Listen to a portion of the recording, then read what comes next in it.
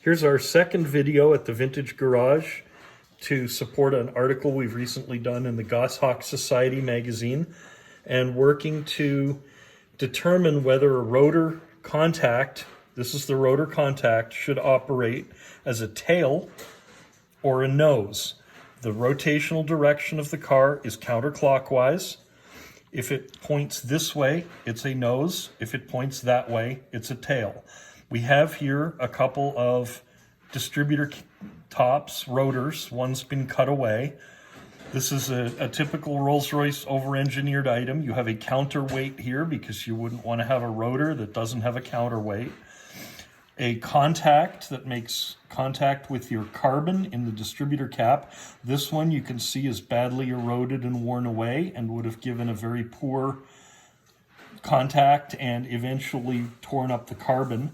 And this one's in somewhat better shape, but you can also see it's kind of pressed down. This should lift up a little. This is what a rotor contact looks like in its original form. Here's one that's pretty worn away, and that's spark eroded.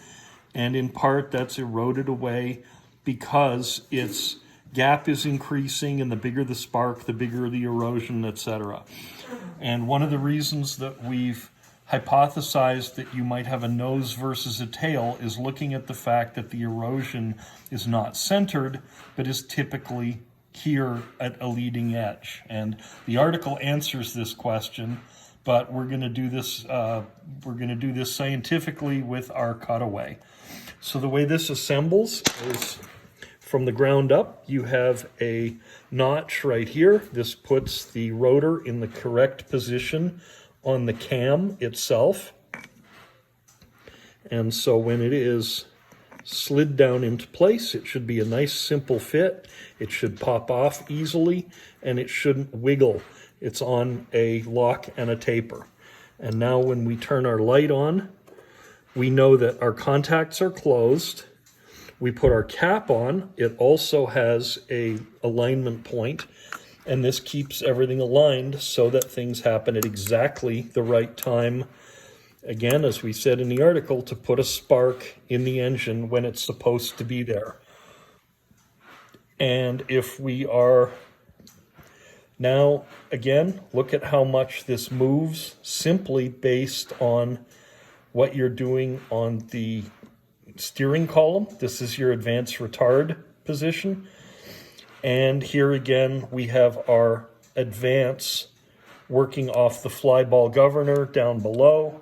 As the engine moves faster, these flyballs swing out and you get advance.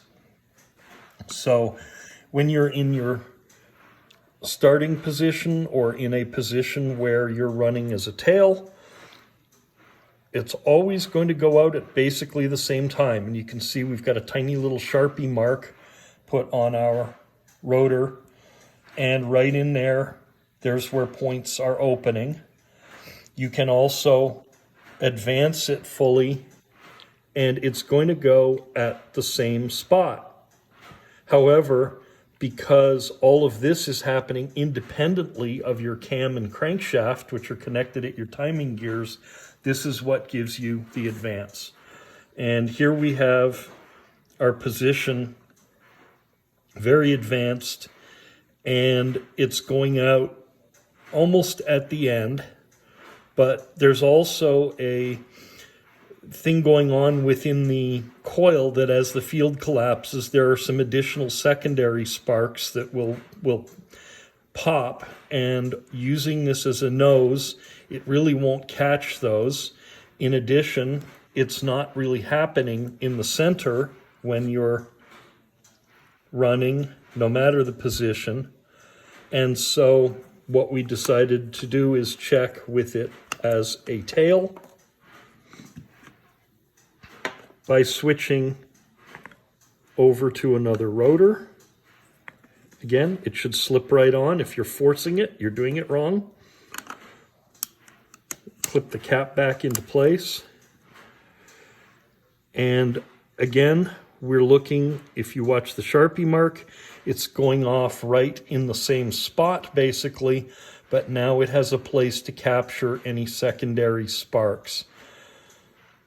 The reason that we see the very bad erosion in the rotor contact and issues with things starting to cut off the corners has less to do with the position of this and more to do with the fact that the more this rubbing block wears away and the more your points wear away, the more you're changing the position at which, or the time at which, the spark fires.